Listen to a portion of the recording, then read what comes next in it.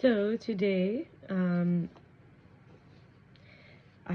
wanted to share some things I left off in the last video. I hope that I would have time, and I didn't have time. So we're starting now with Wealth by a coach named Shawn, sheshn, Hashmatpour. I was supposed to share it in the last video, but it's going to be in a video for yesterday, which was Tuesday. And then I want to share about the 12 months, the combinations. So, here we are.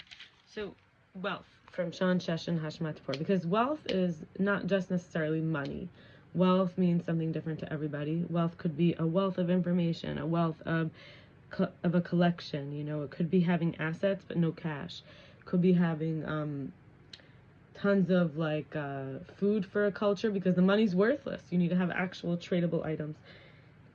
You need to have the resources themselves. Okay, anyway, so to be in a state of service versus having goals about money, outcomes, fear of rejection, acquiring, dating, relationship, getting needs met.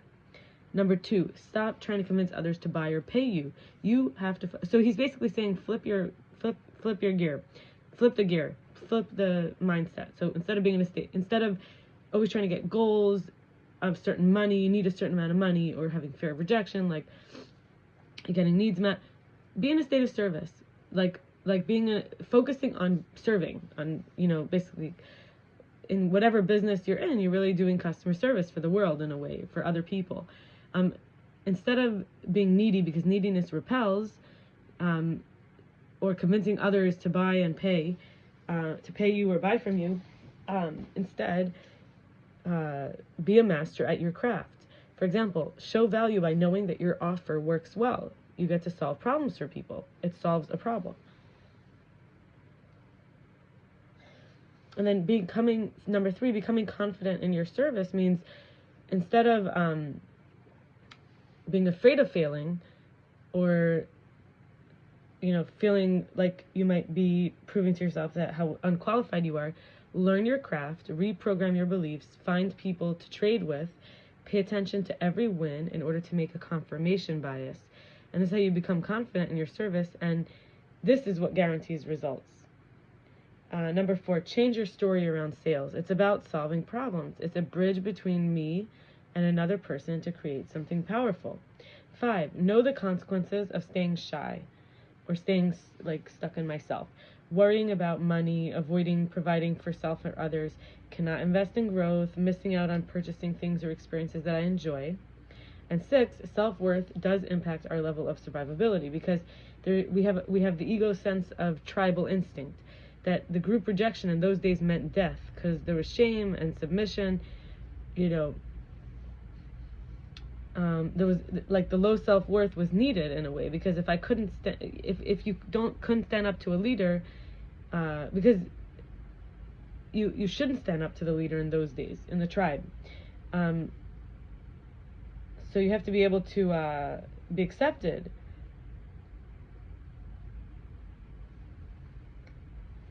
I'm saying that if, let's say this in other words, I don't like how it's, so basically the ego self, which doesn't want to be rejected, it wants approval from the outside, right? It's this sort of appearance-based image. It's like a self that could be fixed for a second in a position and be known and talked about and pointed at, versus the present self as the experience, as the witnesser. So where did we get these tribal instincts? That we don't want to be rejected. We want to be find that role that works and be accepted. So it's from when, if you were not a leader, you weren't supposed to stand up to the leader. You have to have your self-worth lower. You have worth less than the leader in a way. And otherwise, if you didn't have the shame or the submission, then you would be rejected by the group. Since there's a different dynamic happening now, or depending on what society you live in, your self-worth actually is now, it's kind of like the opposite. Your survivability depends on a high self-worth. So if you can understand that failure and rejection is normal, you can think highly of yourself even when that happens. You'll always find a group that you could fit in. You'll be a misfit, but it's like a culture of misfits in a way, where entrepreneurship and individuality is celebrated in the Western world and in plenty of other areas. Then 7, don't identify as having an imposter syndrome. it's a made-up diagnosis for a mental story that's not familiar with the offer that's being provided.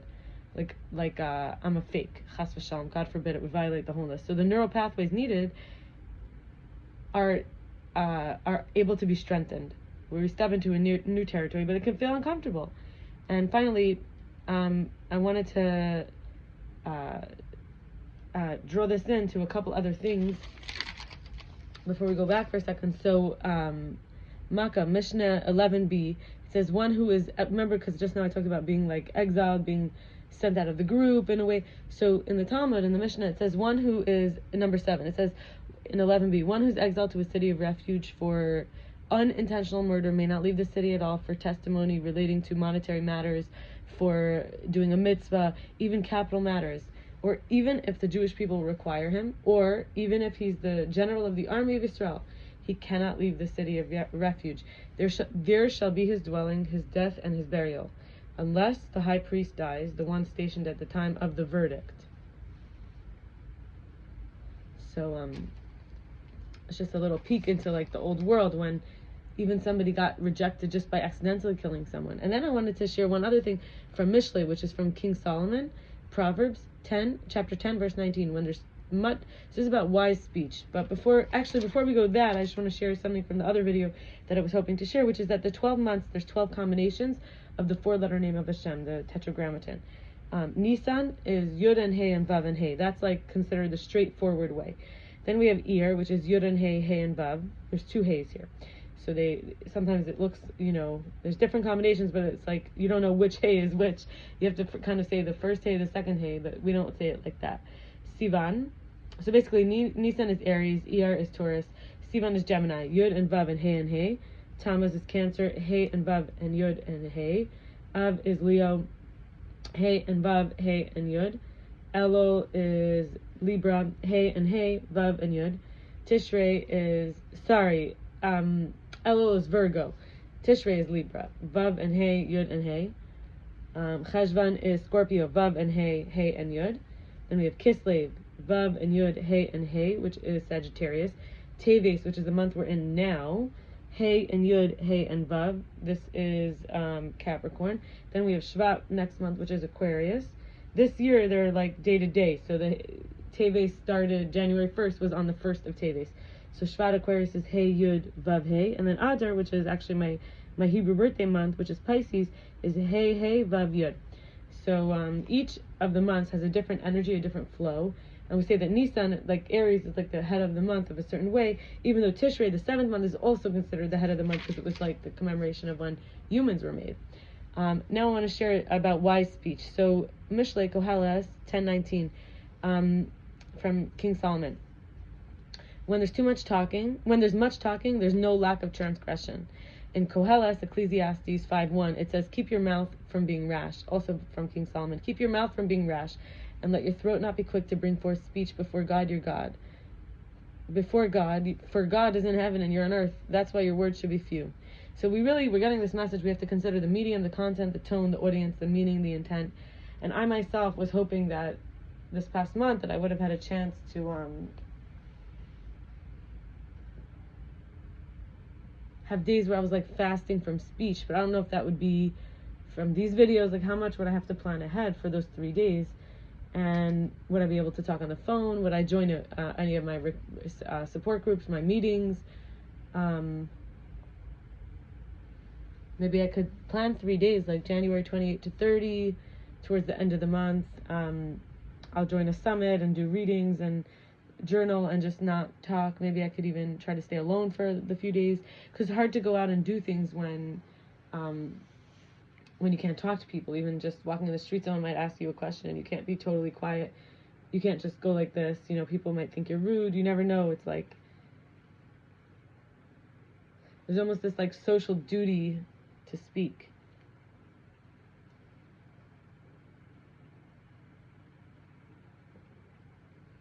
Then we have from Esther Rabba 7, which is a midrash, which is commentary from the Torah, the oral Torah written down.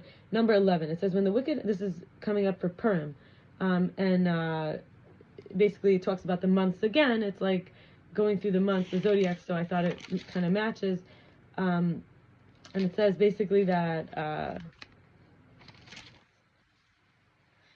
actually, right before we do that, I want to say something about speaking, how we could actually have issues with speaking, because the Rambam says that Maimonides, and it's his anniversary of his death this Sunday.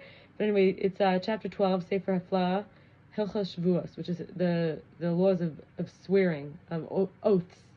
So number 11, he says, it's not only is it a false oath that's forbidden, which mentions God's name, but even to mention one of the names designated for God, which is Yod He Vav He, like I mentioned before, Yod and He and Vav and He. As of respect, we don't even usually say the spelling in order. There are people who pronounce these in different words. I'm going to say them straight out. El, Eloha, Elohim, Elohai, Shaddai, Tzebaot. Those are a bunch of different names. As per Hilchot Yesodei Hatorah, chapter 6 by Rambam, Maimonides, without an oath. So even if you mention one of these names,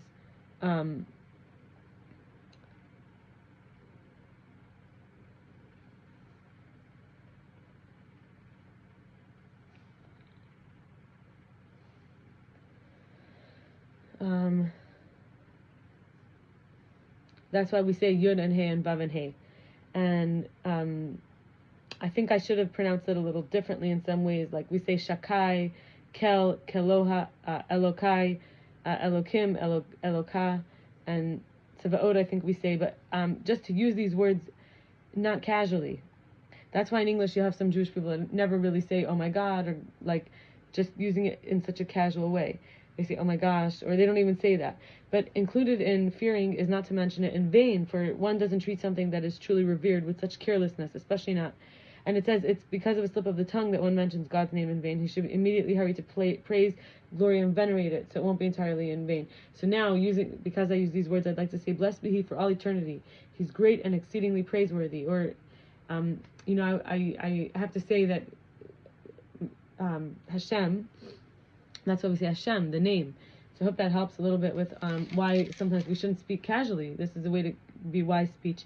Anyway, so now I'm going to talk about coming up soon. The next holiday is Tu B'Shvat, in a month, which is the New Year of the Trees. And then we have, after that, Purim, about a month later. So basically every 2 weeks now we have something. We have in 2 weeks we have Rosh Chodesh, which is the new month. Then we have 2 weeks later the New Year for the trees. Then we have 2 weeks later a new month.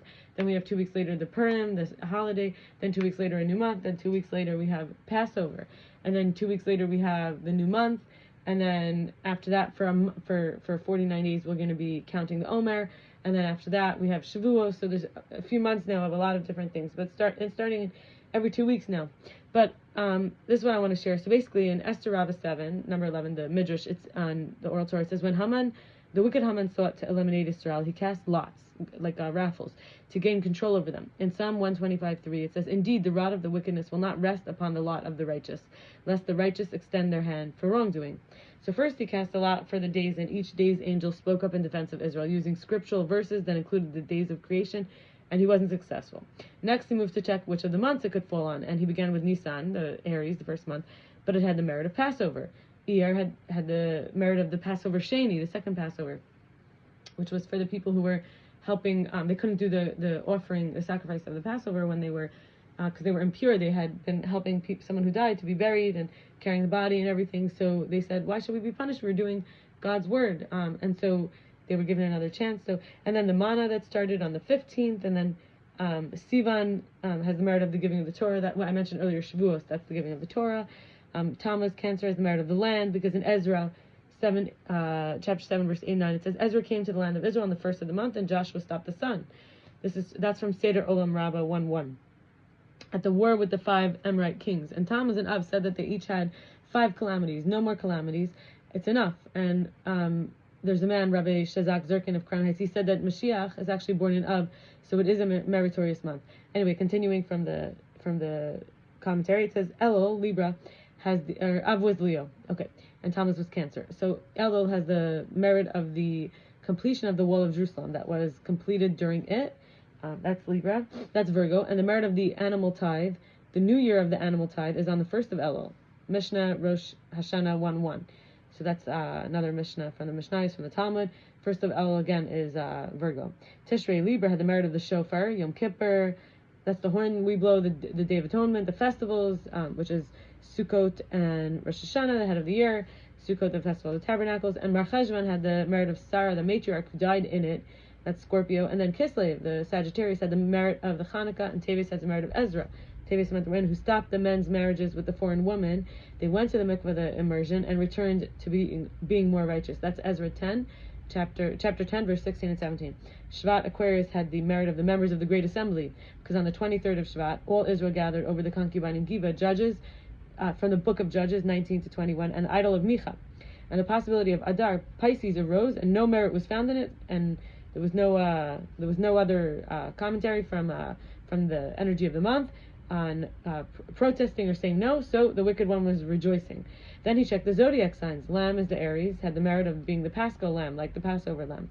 The bull, the Taurus, had the merit of Joseph, and the merit of the offering of being a karban, which is a sacrifice. The twins of Gemini had the merit of Peretz and Zerach, being born to Judah. The lion, Leo, had the merit of Daniel of Judah.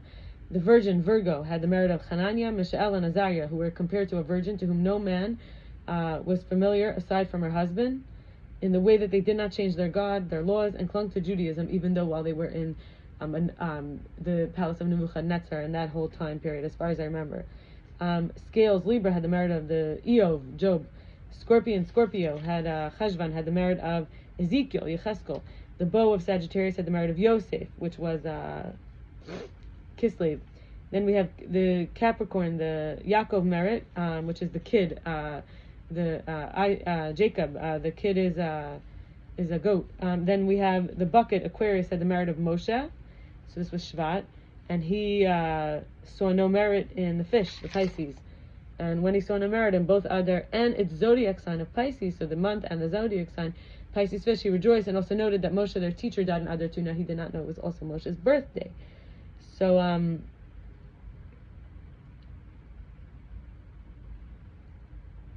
wanna stop here, and I'll do a video shortly for Wednesday because I hadn't done one yet for that. All right, bye bye.